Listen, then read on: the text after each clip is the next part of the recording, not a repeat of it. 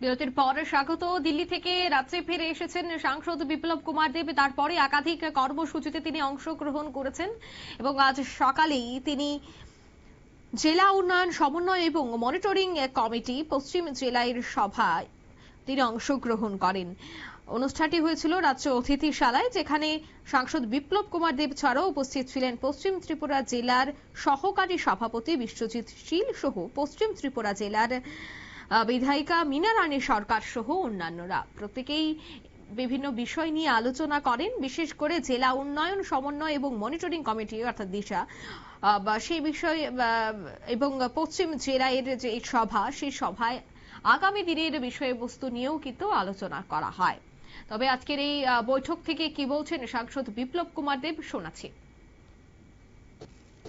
যেগুলো রাজ্য সরকার দ্বারা ইমপ্লিমেন্ট করা হয় সেগুলোকে ফলো আপ করার জন্য দিশা মিটিং করা হয় ও প্রতি 3 মাসে একবার দিশা মিটিং হয়।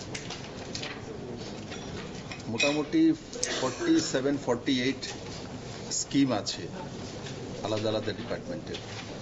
এগুলোর দিশা নির্দেশিকা এবং আগামী দিনগুলোতে কিভাবে সেগুলি ইমপ্লিমেন্ট করা হবে, ইমপ্লিমেন্ট করতে গিয়ে অসুবিধা কোন জায়গাতে হচ্ছে সেগুলো নিয়ে এই মিটিংয়ে আলোচনা হয়।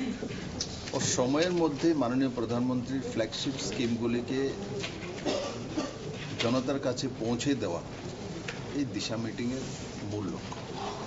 আর তার মধ্যেও দিশাতে যখন আমরা বসি, রাজ্য আর কেন্দ্র সরকার একই আছে, তো অন্যান্য রাজ্যের যে ডিপার্টমেন্টগুলো আছে যেগুলো এখানে কাজ করে ডিস্ট্রিক্ট ওয়াইজ, সেগুলোর মধ্যেও আলোচনা হয়। সেগুলো ত্বরান্বিত করার জন্য, স্পিড বাড়ানোর জন্য, সময়ের মধ্যে কাজ শেষ করার জন্য এজেন্ডা রাখা হয়।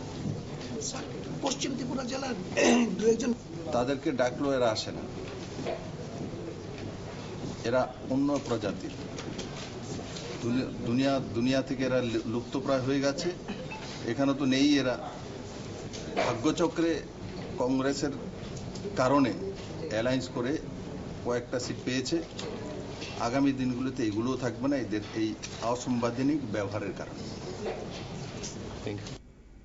আপনারা শুনলেন সাংসদ বিপ্লব কুমার দেবের বক্তব্য। তিনি বললেন যে এই পর্যালোচনা সভা 3 মাস অন্তর অন্তর করা হয়। যে প্রজেক্টগুলি রয়েছে, যে প্রকল্পগুলি রয়েছে 40 থেকে 45টি, সেই প্রকল্পগুলি আগামী দিনে কিভাবে চলবে এবং কতটা কাজ হয়েছে, কোনো ধরনের বাধা বিপত্তি রয়েছে কিনা, সমস্তটা বিষয় নিয়েই আলোচনা করা হয়। 3 মাস পর পর এই পর্যালোচনা বৈঠক হয়। 3 মাসে কতটুকু কাজ সম্পন্ন হয়েছে, প্রকল্পগুলির কাজ কিভাবে সম্পন্ন হচ্ছে, সবটা বিষয় নিয়েই কিন্তু আজ সাংসদ বিপ্লব কুমার দেবের পৌরোহিত্যে এই সভার আয়োজন করা হয়েছে। নিয়ে নিচ্ছে ছোট্ট একটি বিজ্ঞাপন বিরতি, সঙ্গে থাকুন।